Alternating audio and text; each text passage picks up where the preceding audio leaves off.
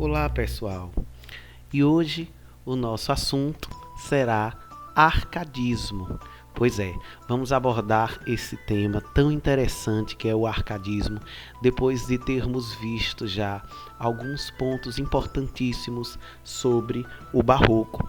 O arcadismo ele se dá por volta do século XVIII e início do século XIX. Mas antes disso, eu quero pedir a vocês que se inscrevam no nosso canal e dê o joinha. Clique aí no like ou no dislike, porque isso ajuda a impulsionar o nosso vídeo. Bom, durante o século XVIII e início do século XIX, surgiu em Portugal e em outras regiões da Europa e no Brasil também o chamado arcadismo. Este nome foi dado a este movimento literário devido à lendária região da Grécia Antiga, denominada Arcádia. Essa região era chefiada pelo deus Pan e habitada por pastores que viviam em completa harmonia com a natureza.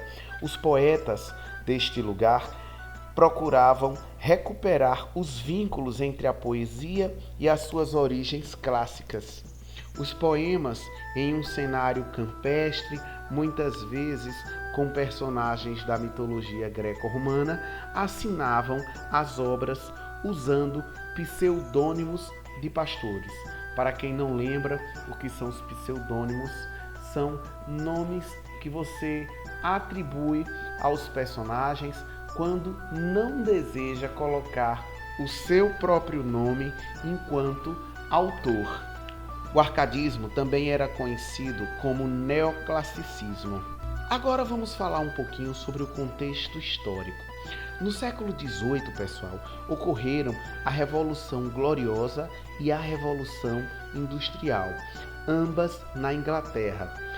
E teve também a Revolução Francesa e a independência dos Estados Unidos, que fizeram parte das chamadas revoluções burguesas. Então, como vocês podem perceber, em boa parte do mundo estavam acontecendo essas revoluções que viriam a mudar completamente o comportamento do lado ocidental do nosso globo. E essa mudança comportamental será muito importante porque é nesse contexto que surge o chamado arcadismo, essa escola literária que vai se contrapor ao barroco. Essa escola literária que é tão diferente do barroco. É onde a gente vê um pouco de progresso chegando. É o seguinte, a queda do prestígio da nobreza e da realeza já vinha ocorrendo durante um tempo anterior. O poder econômico dos nobres, resultante da posse de terras e dos privilégios que eram adquiridos durante a Idade Média, perdia força cada vez mais diante de um capital acumulado pela pequena e média burguesia, que vivia das trocas mercantis nas cidades.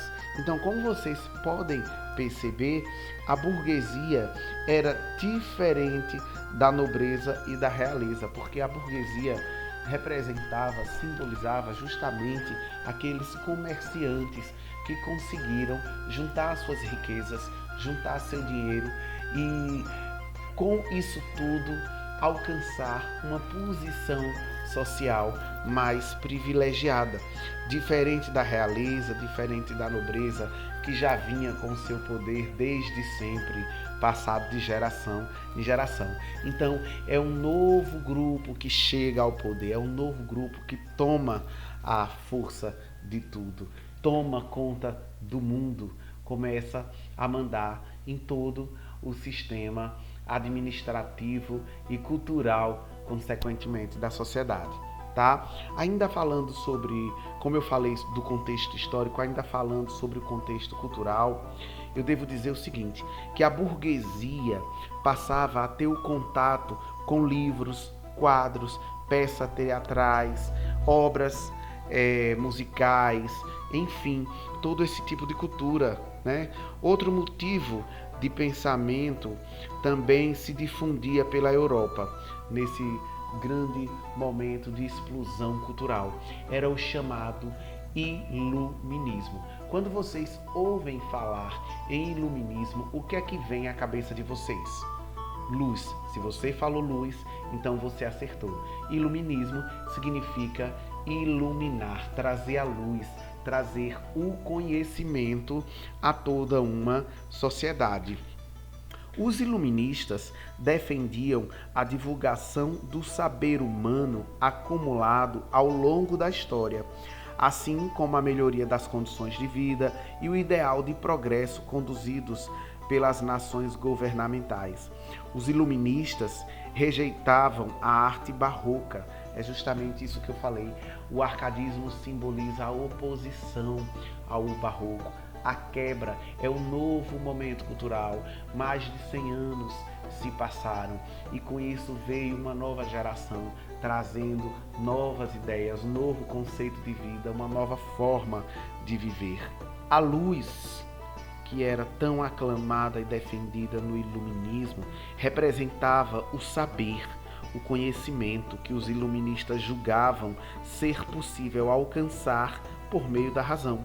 Uma das principais realizações do iluminismo foi a enciclopédia.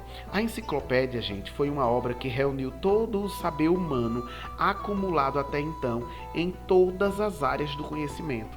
Com ela, com a enciclopédia, os iluministas pretendiam que o acesso às artes, às ciências, estivesse disponível para todas as camadas sociais da época. E com o lançamento da enciclopédia, houve uma grande polêmica naquela época, porque a enciclopédia chegou a ser proibida pela coroa francesa, que também era pressionada pela igreja.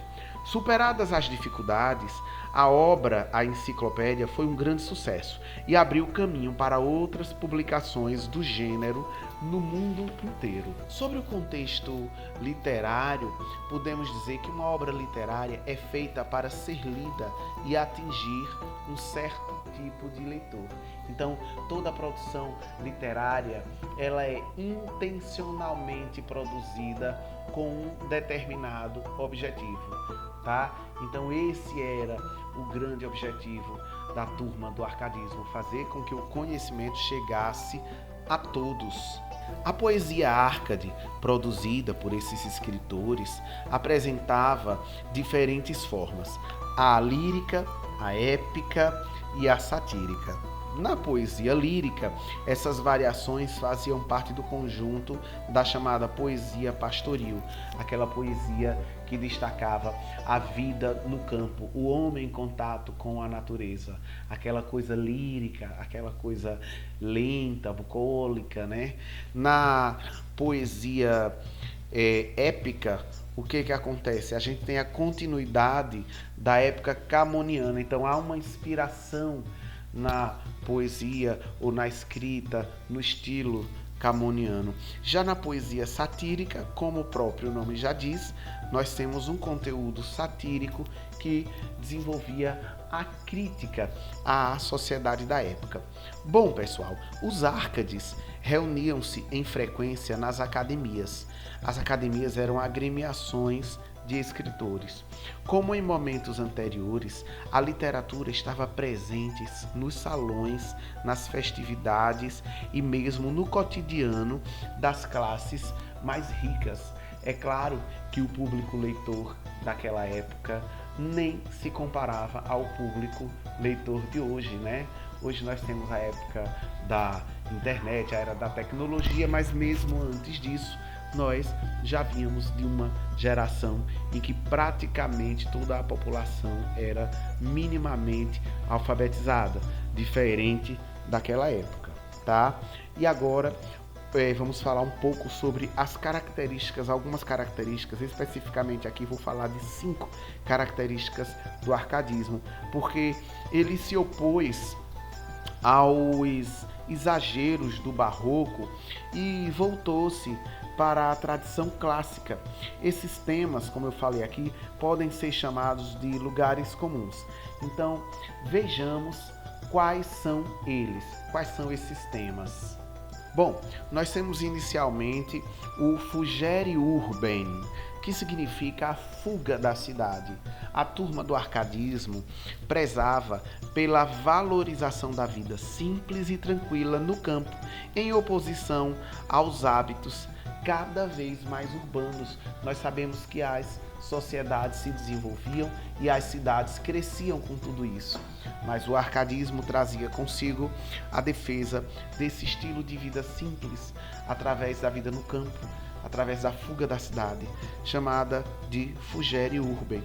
Uma outra característica super interessante a ser destacada aqui é o Carpe Diem, que significa aproveite o dia. De vez em quando a gente vê algumas camisas aí escritas com essa expressão Carpe Diem, que significa aproveite o dia, extraída de uma ode do poeta romano Horácio, que dizia o seguinte, que essa expressão ela exalta os prazeres imediatos, sem preocupações com amanhã. Então vivam hoje, aproveite o hoje. De certa forma, chegou a lembrar um pouco o barroco, né? Temos também uma outra característica que é o locus amoenos, que significa lugar agradável. É a valorização dos espaços prazerosos e amenos, representados nos poemas, enfatizando o equilíbrio e a ausência de conflitos. Era isso que a turma do arcadismo buscava. Uma outra característica ainda é a aura mediocritas, que é a mediocridade áurea, a ideia de que nas coisas simples da vida se encontram a razão e a felicidade. Quem concorda com essas características, né? São coisas a serem refletidas realmente. O arcadismo ele traz essa valorização da vida simples, da vida no campo. A beleza da vida está nas coisas simples, está num lugar agradável, ao mesmo tempo que recomenda que você aproveite o seu dia e também recomenda a fuga da cidade. Espero que vocês tenham gostado dessa aula. Compartilhe esse vídeo com seus amigos que estão se preparando para o Enem ou para qualquer concurso. É sempre bom a gente compartilhar conhecimento, não só para os seus colegas estudantes, mas também para todos os curiosos. A cultura é muito importante, é isso aí. Um beijo, fiquem com Deus. Eu sou o professor Anderson Dantas e se você gostou desse vídeo, compartilhe com seus amigos que vão fazer o Enem, fazer qualquer concurso. Dê like e inscreva-se no canal. Até breve.